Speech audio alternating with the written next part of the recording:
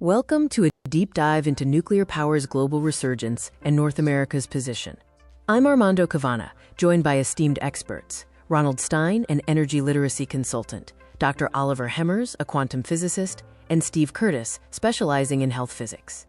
Ronald Stein, an author, columnist, and energy literacy consultant, brings extensive experience from his work, including with PTS Advance and California State University, Northridge. Dr. Oliver Hemmers is a quantum physicist and executive director of research facility with academic roots at Technische Universität Berlin. Steve Curtis is an independent expert, speaking on nuclear power and the recycling of spent nuclear fuel, with ties to the University of Nevada, Las Vegas. Finally, I am Armando Cavana, an engineering and technology researcher with the Pontificia Universidad. Happy New Year, guys. Happy New Year. Happy New Year. That's right. We're starting the new year. Yeah, fantastic. Let me remove this thing here and put our faces. Yeah. Let me start asking you, the combined energy of solar and wind and natural gas, of course, always need natural gas, is so reliable as nuclear power. Can we compare these two things, those two sets? Well, let me make a comment. We're comparing apples and oranges. I mean, nuclear is continuous power, coal is continuous power, natural gas continuous power. Wind and solar is dependent on the weather. It's intermittent, it's unreliable, and you can't run airports, you can't run hospitals on intermittent electricity. You need a backup, and so it's basically a redundant source of electricity. Well, in my opinion, I don't know why they've chosen that source of energy, except that they can get a lot of subsidies for it. That's what my conclusion has been. I don't think anybody would have gotten into the business without that. But now that they're used to getting that, they want to keep pushing for more and more and more and more. And it's not only intermittent; it's difficult to integrate into the grid.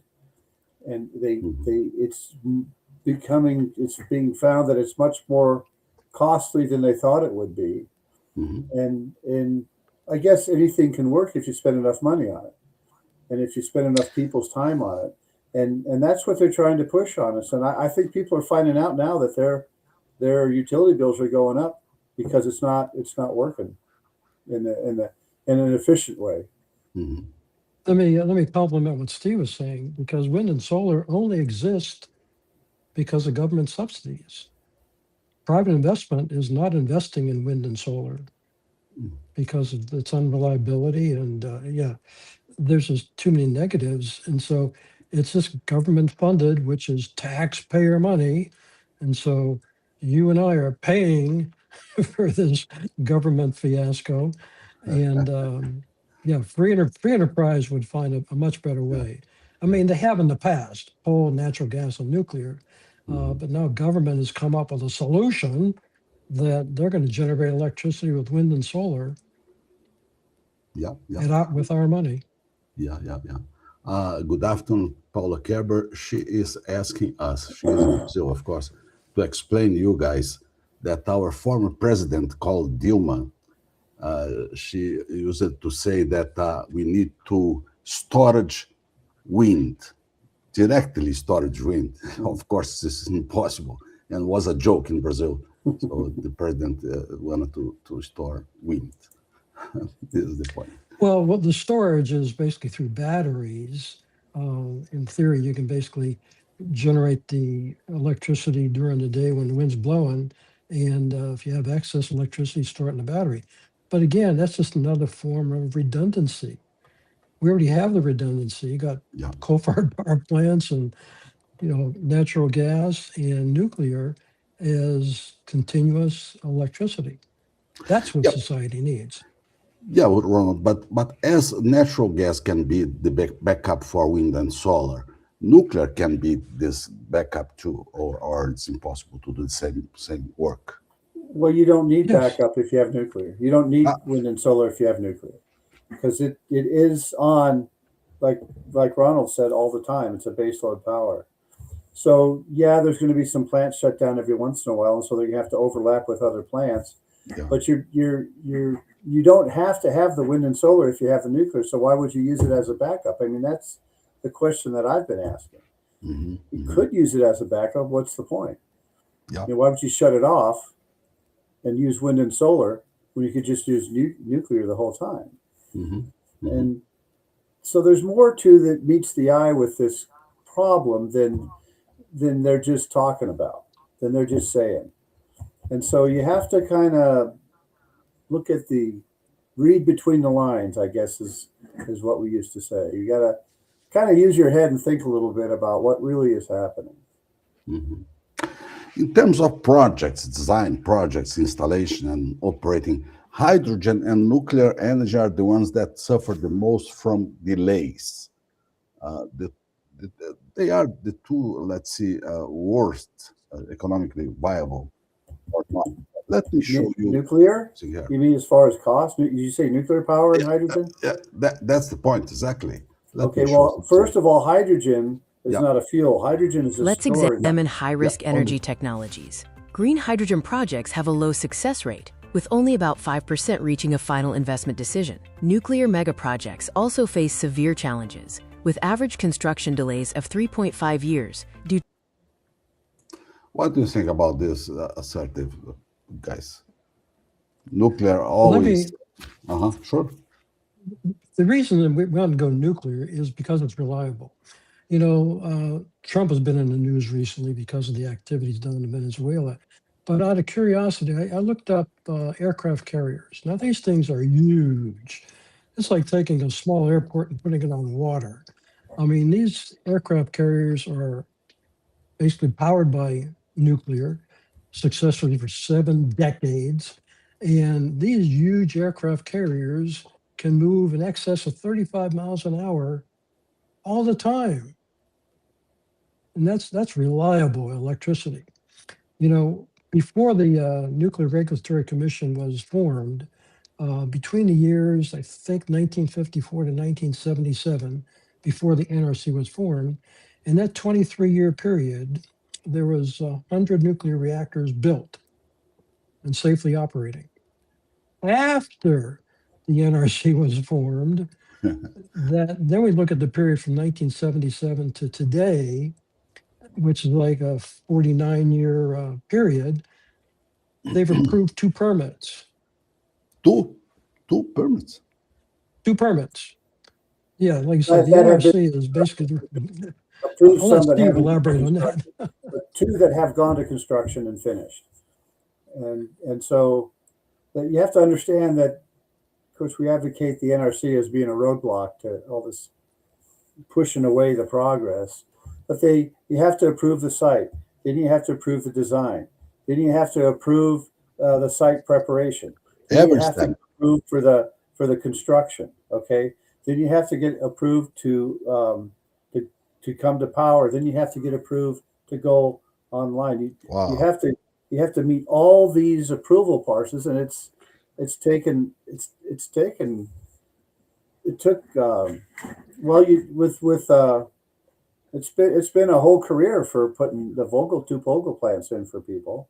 Mhm. I mean, they started those back in 2008, 2009 with the approval process. And then when they started building them, then Fukushima happened and they required them to retrofit because they decided they need more safety. So they decided after they began construction on approved designs, they Mhm. made them go back and change some of the stuff they already built, tear stuff down and rebuild things to satisfy So- the NRC's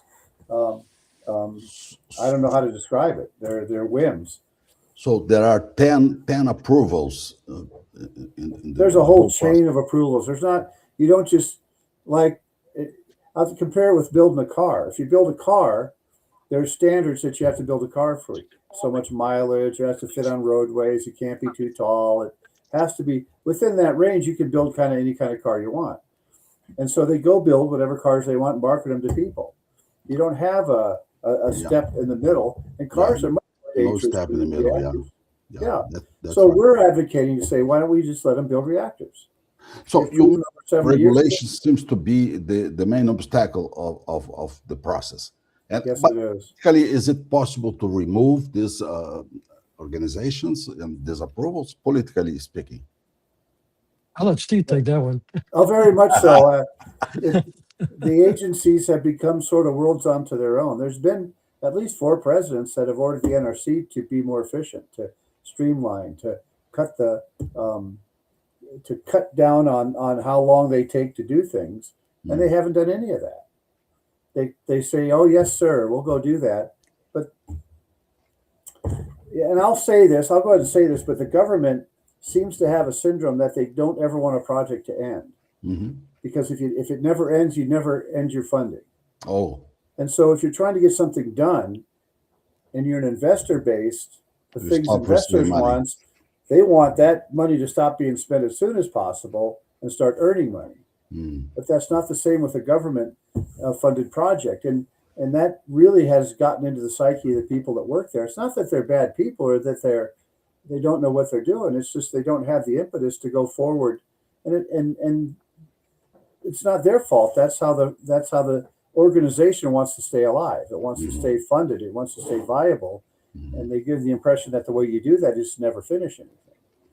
And so if the NRC decides that nuclear reactors are just safe the way they are and they can go ahead and build them, well, those people don't have jobs anymore. Well, why don't these people who are smart enough to investigate the reactors, why don't they get busy and build some reactors? Work building reactors. And a conundrum that I can't see an answer. I can't see people have an answer to it except that, well, the public is afraid of reactors, and so we have to go this way. Well, that's your fault that they're afraid of them because you're the one that scared them about reactors. You have designed yourself a job, and now you just want to keep it going.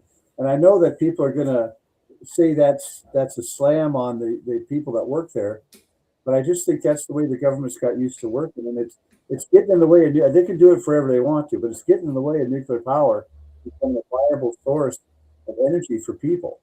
And our thing is, do you want a penny kilowatt hour power or do you want a dollar kilowatt hour power? And if you want a penny kilowatt hour, take away the subsidies, make the same regulation for all power systems. Okay, all power systems have to reach this level of safety, and then go ahead and build.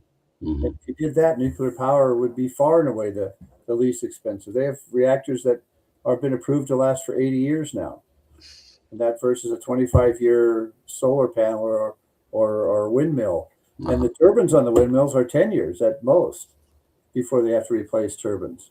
So there's a lot of expenses that goes on with these other forms of power that don't really get published in the costs. But if you're a private company competing with other private companies, you don't have that luxury. That cost is going to accumulate whether you lie about it or not. And so this is what we're facing right now. My advocacy is for free enterprise competition on a level playing field. And electricity is the thing that influences people's quality of life the most of any other factor. You know, that Armando, and a lot of their quality of life goes away. yeah, Armando, you know, the title of the podcast about nuclear power is making a global comeback because before the NRC was formed, America was established as a nuclear leader by, you know, building those 100 reactors before the NRC was formed. Today, with nuclear power making a global comeback, you know, Russia, China, I mean, South Africa, everybody's moving forward with nuclear. The question is America going to be a leader or a follower? No, not now. Not now. Yeah, now, they will be a leader again. They will be. Yeah, it's maybe. just kind of the way America works. They get bogged down in something, but once they put their mind to it, they can turn miracles around. And there's change, several examples. And change this regulation system. That is crazy. Correct. Yeah, So there is a question from SRB. Yeah. Do you think we will build more generation 3 plus LWRs, or do advanced reactors like SFR have a reasonable chance to see commercial use in the next 5 to 10 years? I'll take that one a little bit, and then Ron can put something in. First of all, the beauty of the different designs of nuclear power is they can fit different applications. Like you see cars in the parking lot, there's no two cars the same in a parking lot because people have different desires that they want their cars to fulfill. There's different jobs they want their cars to do and different levels of luxury to drive and that kind of stuff. Well, there's a place for large reactors. If you're going to have a commercial reactor application, having a large output reactor is a really good and efficient thing. But you might have other applications that require the remote power, or you want to set up, if you go free enterprise and you set up your own business, you might have a microgrid that you want to supply with a smaller bit of power. For instance, the Air Force bases and the Army bases now want all their nuclear power so they're self-sufficient for power. Well, those are small reactors. You don't want to build a gigawatt reactor on a military base because you'd have way too much energy than you need. So they want all their bases want to have the power that they can count on. So there's an example of you shop in the market for the kind of thing that you need. And if you have free enterprise, that should be allowed to compete. You should be allowed to have that flexibility. And there are those that will say, well, if we built just one kind of reactor with the same design, it'd be a lot cheaper. But that doesn't work with cars because people want different things. So you really should let that engine work and let the investors pick which are the best bets, right? That's the way I look at it. It's really frustrating. I think the American government spent about $5 trillion subsidizing wind and solar, which is unreliable electricity, but they're not subsidizing the development of nuclear. They're just sitting back. And you would think they would want reliable electricity, continuous electricity, and like say, in an area like I live here in California, yeah, we need large reactors because we got a large population. But Steve mentioned, smaller places. I mean, South Africa's got a lot of small communities. They're gung ho on developing small modular reactors, and yeah, you buy the size you need. If you have a family of 10, you don't want to buy a 2-passenger car. You want to buy a big vehicle. So you basically, you get the size that's. Let me throw one thing in there. Purpose. They are subsidizing nuclear, but at levels so much lower than they are wind and solar that it's almost like not subsidizing. Yeah. So they do subsidize nuclear and they do subsidize oil and gas and fossil fuels as well. But the amount that they're subsidizing goes way skewed towards the side of wind and solar right now, and battery storage, and the things that they're trying to build this Rube Goldberg machine to try to work, right? It's the most expensive, inefficient way to do it, but they're trying to pitch it as the cheapest because of the subsidies make it look cheap. Yeah, I have a chart for subsidies here. 1 second. Looking at global energy subsidies, fossil fuels receive the highest support, estimated between $6.70 and $7.4 trillion in total support. Renewables have a net positive impact, while nuclear power support is variable and highly dependent. Do you agree with these numbers, this approach? No, I don't agree. Those numbers are a little skewed, and I don't know where that source was, and that just says from 25 to 26. There's no way they're going to dump trillions of dollars in 1 year in anything. So there's something a little off with that chart. But if you look at the history, it's about like single-digit billions for nuclear, double-digit billions for fossil fuels, and triple-digit billions for solar. And that's not just the direct subsidies. There's investment benefits. There's tax breaks for people that buy electric cars. There's tax breaks for people that put solar on the roof. There's production credits and investment credits and zero energy credits that are all hidden in the bottom. Yeah, but my point, Stephen and Ronald, is it intentional? And why they do this difference for subsidies compared to? That's more of a political question than it is a technical question. So all I can do is speculate and guess. So because I don't know, I'm not in on those decisions. But to me, it looks like our government just is in business to spend money. And there's a lot of people whose livelihood depends on them spending a lot of money. And so it sort of gets accepted that that's going to happen.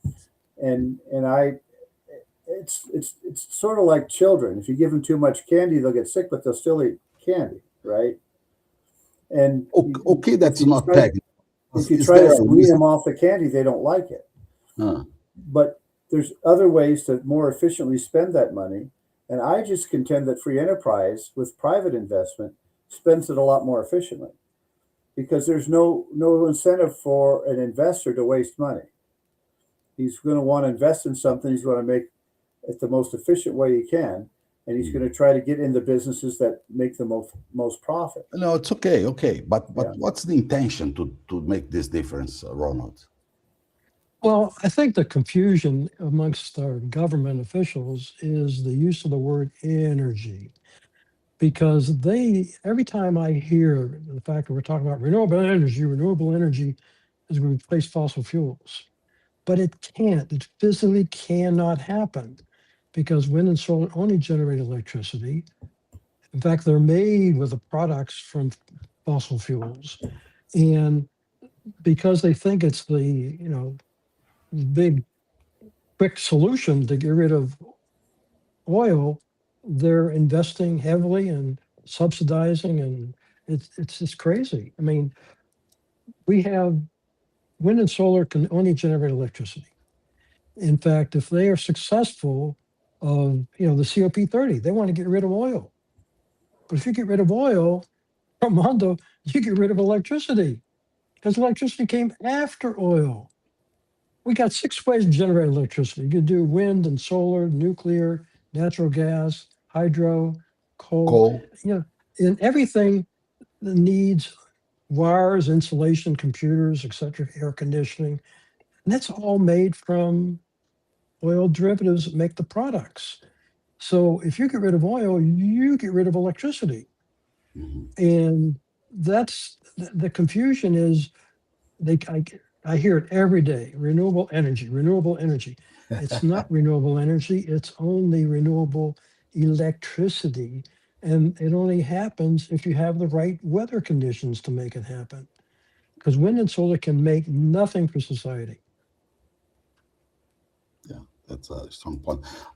SRB is asking you guys to have a few words about fuel processing in the U.S. because I suppose that U.S. not processing nuclear material yet. You're talking about the spent fuel, right? Yeah. Yeah. So we call it recycling when we talk about it because we think fast reactors can recycle up to 90% of it, or theoretically 100%.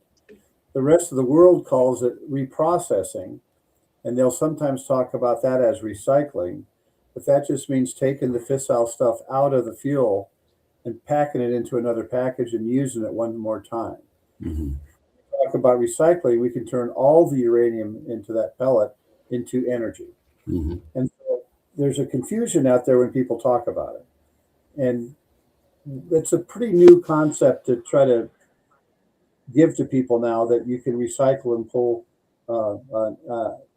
actually 30 times more energy out of each piece of fuel than you did before in a light water reactor. And that kind of meets with a bit of skepticism. They don't see how that can be possible. And maybe that has them just ignore it. I don't know. But it's not properly talked about. And when they talk about processing spent fuel or reprocessing spent fuel, they usually talk about the chemical reprocessing they do in France. Yeah, but that's a good point because spending nuclear fuel, the technology is not being proven yet or is just proven. For recycling? Yeah. Fast reactors have been around. You might have heard the word breeding, or you might have heard about thorium reactors. So those work on the same thing as recycling spent nuclear fuel, because you're changing a non-fissile uranium or a thorium element into a fissile one and then fissioning it. So those are the same types of technologies that you're talking about. And in fact, the first part of the initial looking into making reactors was to do fast reactors, because we didn't think we had a lot of uranium, and they thought they had to use a lot of all the uranium that would be efficient because they didn't know they could find a lot. Well, once they started finding a lot, they didn't have to go through that process. And since the nuclear navy led the country into reactors, they use the light water reactors. So, but they had the advantage of using highly enriched uranium for their reactors, which, yeah, that'd be great. That's a great luxury. But because of proliferation, they don't want high enriched uranium in commercial reactors. And they work very well the way they are at 3 or 4%, 4 or 5% enriched around that area. They work very well, but you don't get all of the potential energy out of it that you can. But the United States is importing from Russia. Yellow cake, you say? Yellow cake is a form of uranium ore. So it's if you mine the ore and you put it in an oxide, it usually comes in a yellow cake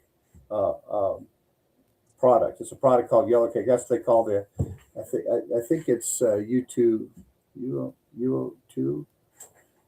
I think there's U3O8 and UO2. Depends on which oxidation state you make it in, but mostly it's UO2 that they're using, and then they have to turn it into a fluoride in a centrifuge to enrich it, and then they have to turn it back to an oxide to make fuel. So yellow cake is a form of uranium ore or uranium oxide. And talking about waste, because private companies, of course, manage waste better than state, but do you need a trust, public trust, and state must be together in this processing or approvals of waste management? You do. You do need the public trust, and that's why I spent a good deal of my life trying to find a way to present that. But you're fighting against some other factors that are trying to push against nuclear power and push against nuclear, and it has to do with who wants the business. So the nuclear industry in America really isn't really a nuclear industry. It's utilities. The utilities buy reactors and they operate reactors. But with the fossil fuels, you have the Petroleum Institute that dominates the fossil fuel lobby, for Congress, and so they're going to want to go there and try to get Congress to give them as many subsidies as they can. It makes business easier if you got extra money. And so the lobbying for renewables is curious, but I think that the fossil fuel people know that the reactors can provide competition for them. And I'm talking about just electricity, okay? Because there's a lot of petroleum. The petroleum mostly goes to transportation. So there are two different worlds you're talking about. But the competition would be fierce in electricity generation with the fossil fuel side. But I don't think they'd see renewables as a long-term threat at all. And so if they're going up against the competition with renewables, they're going to win that business. We are not talking about politics, but how do you believe that the United States can move this situation to be, let's say, straightforward in nuclear construction? You want to talk about that, Ron? Well, I know Trump is trying to get the NRC to move. I think he sees us falling behind because of that. Like I say, we see what's happening in Russia and China, and their nuclear activity is resulting in operating facilities, and we're sitting here doing nothing. And they are not a free enterprise organization, basic of a country. Right. So for innovation and invention is free enterprise. So you'll see that what China does, and to an extent what Russia does, are copies of what we have done. But what they can do is they can have one edict from the top: is this what you're going to do? You're going to go build these, because they still build wind and solar in China. They still build fossil fuel power generation in China and Russia too. But they see a huge market opening for nuclear worldwide, and they see that as a very cheap way to provide power for their people. But if you want innovation, if you want the energy to go into making what's better in the future and what's more efficient, you need to have competition. You need to have free enterprise to make that happen. Innovation and leadership. That's the 2 points that the United States is. Let me share with you guys something. One thing you got to This think chart about, shows reactors under construction over time. North America saw a peak in construction in the 1970s and 80s. Since the Fukushima incident, there have been some projected startups, with Asia currently showing. Sorry, Scott, but the idea is that in the past, United States was the leader in this area. Nowadays, it's low, very low, 2 permits, as Ronald said before. I cannot understand these things because in gas, for instance, it's strong, the strongest in the world. Oil is very strong, 13 million barrels a day, and nuclear almost zero. I cannot understand. Well, we've seen in the last couple of days what's happened because, Trump has taken over Venezuela. He's going to run Venezuela. Wait till he takes over the NRC. And he's going to run the NRC. Well, we're sort of on the side of getting of you need to be aware of the safety. You need to take a look at that from a general United States perspective. But if you look at the NRC, they're way too involved in it. And it's like, if your job is safety, the safest way to do something is not to build it at all. Mhm. So if your whole job is safety and you make it so that nobody can build it, well, then you've done your job. It's safe. But in industry, you're not going to make any money if you don't build something and produce something with it. So they have to have safety in industry, but they have to have it to the point that they can still produce a product and market it. And no product's going to be 100% safe. So you get to a point is, where do the people tolerate the safety? Well, with nuclear, they've been scared way, way, way on the safe side. I mean, they get in cars and drive down the road without even thinking about it. And they're orders of magnitude less safe than nuclear power. Yeah, but Stephen, you are saying that the only one obstacle that has in the nuclear development in the United States is regulators, aren't the regulators? Is it correct? There are several stumbling blocks. One is the spent fuel. People have been scared about the spent fuel, and they've also been scared about radiation. Okay, so they think radiation is a real problem. So what happens is, if you preach somebody risk, I mean, I could put a campaign on that would show car wrecks, graphic car wrecks to everybody, and they wouldn't drive their cars at all. But that wouldn't benefit them in their lives. Their lives would be much less quality if I did that. Well, that's what they've done with radiation. They've projected these huge safety and health risks that just haven't happened over the last 70 years. My contention is, let's look at what has happened with reactors. Let's look at the safety record there and look at that.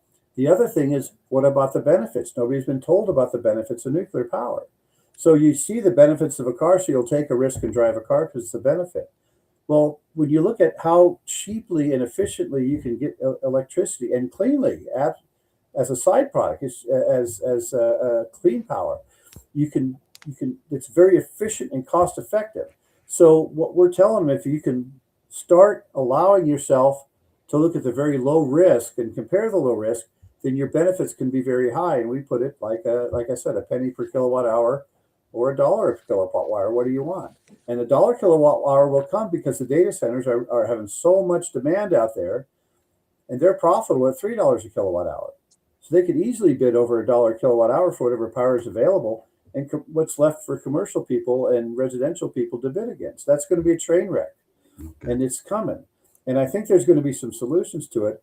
But the people in the IT industry that want the data centers, they want nuclear power, but they want data centers. So now they're going to natural gas for their data centers to try to get them going. But they are pushing hard to bring in the nuclear power, because that's what they really want. They want to make their own power dedicated to their own data centers. They don't want to mess with the grid. So these are the things that are coming.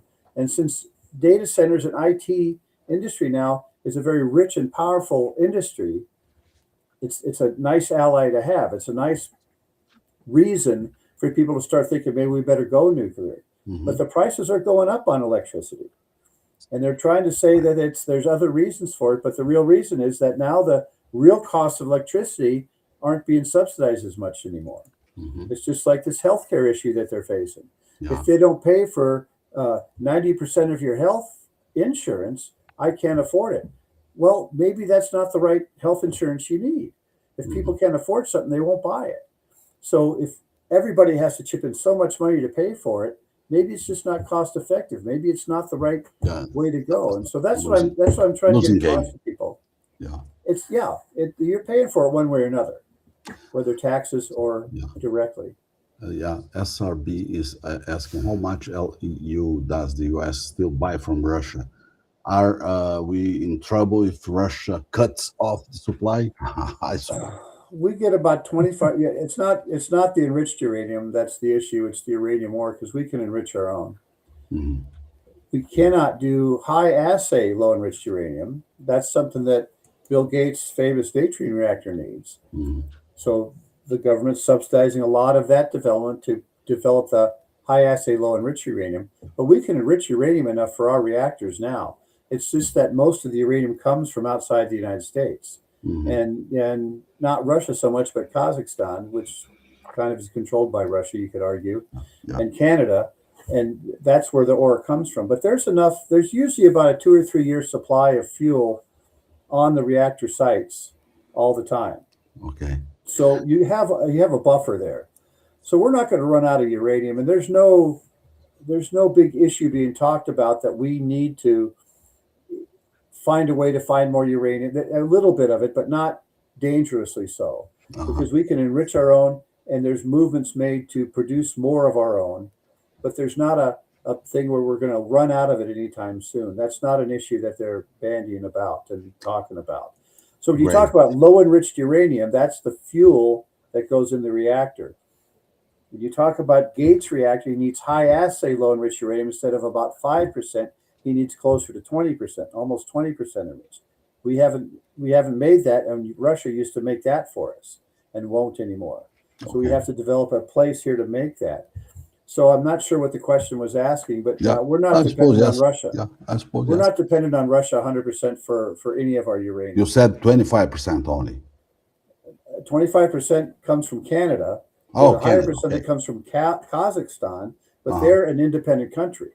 They're Okay. tied to Russia, but they still can make their own deals to market their own uranium. And that stuff is still flowing. That supply is still coming in. So we'd like to have more of a domestic supply because of world conditions. Yeah, Ronald, but Putin and Trump are friends, so there is no chance to be cut this.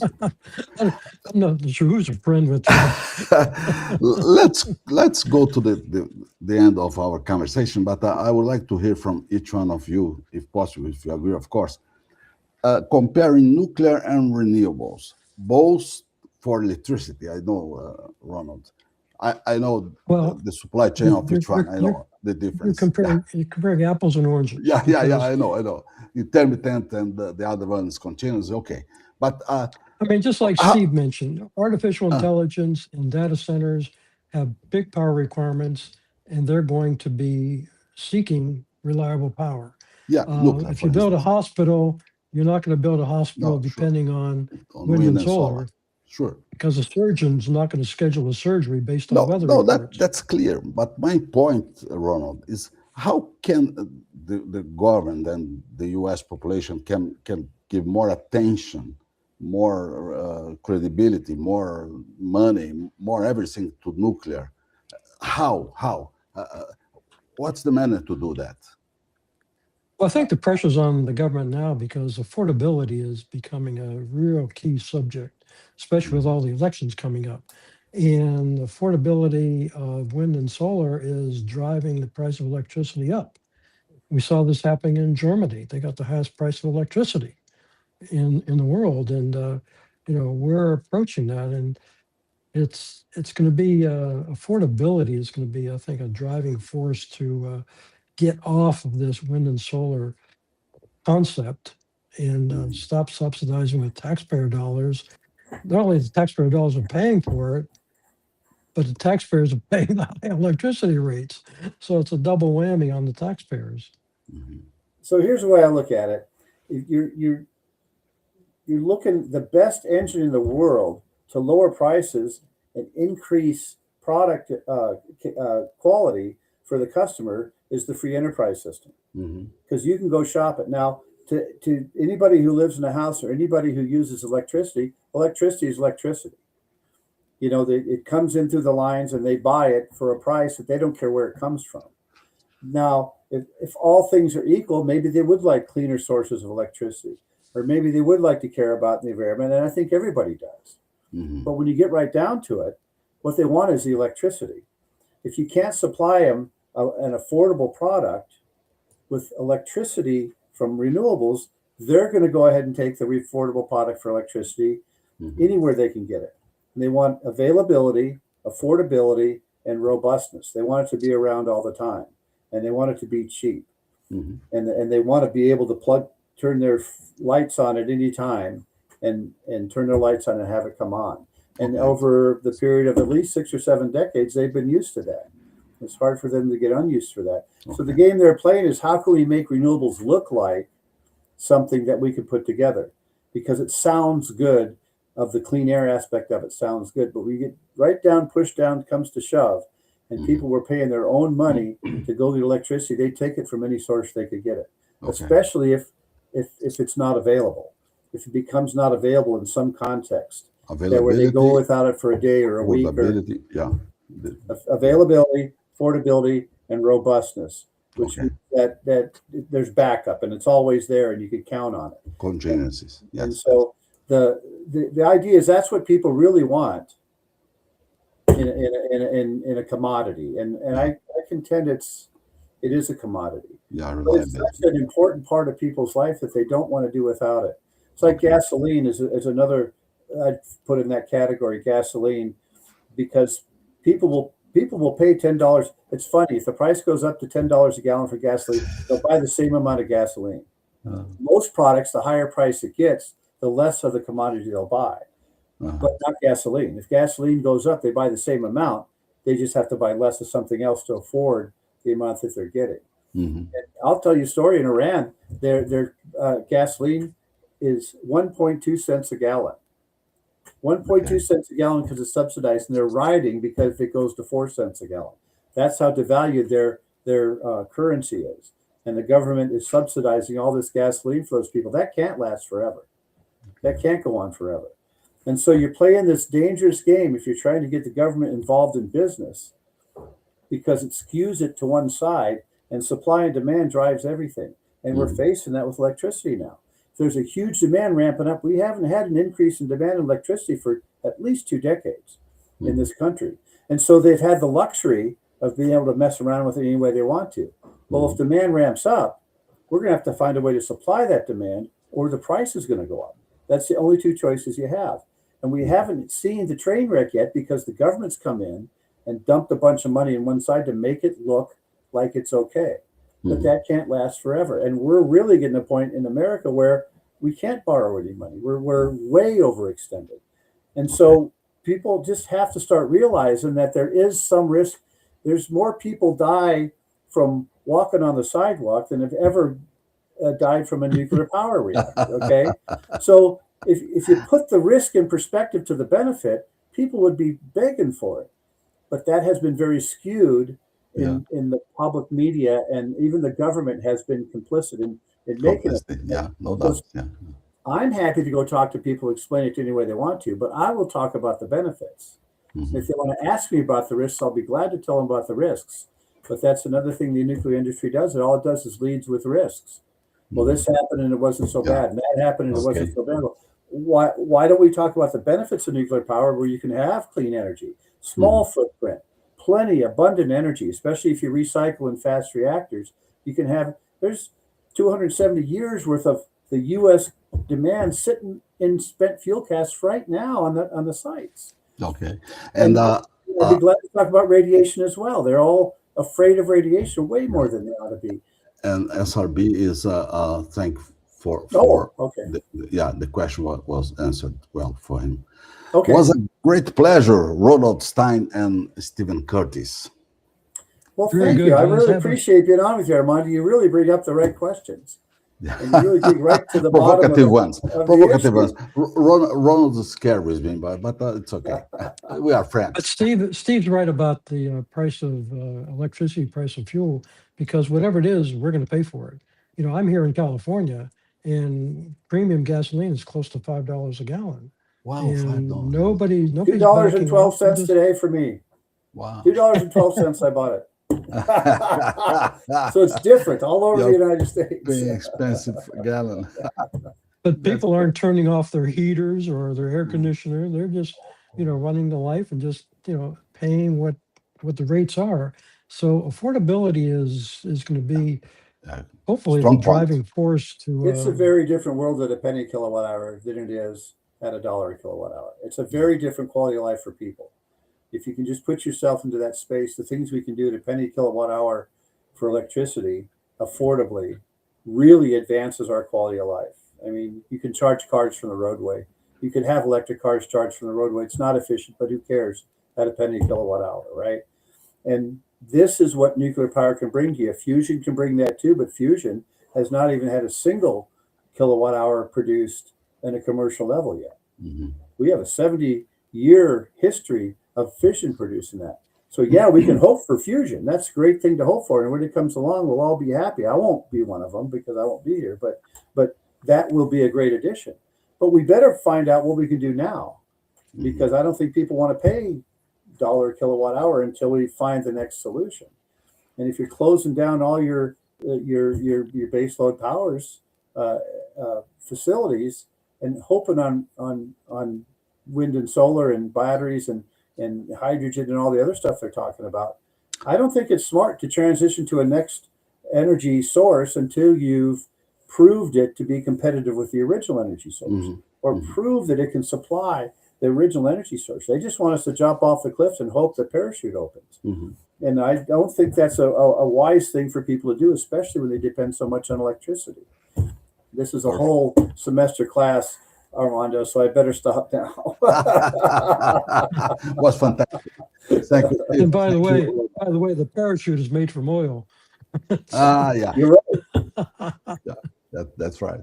Yes, we could Have a great day, great year for you both. Oh, it's going to be a good year I think it's going to be a good year for everybody.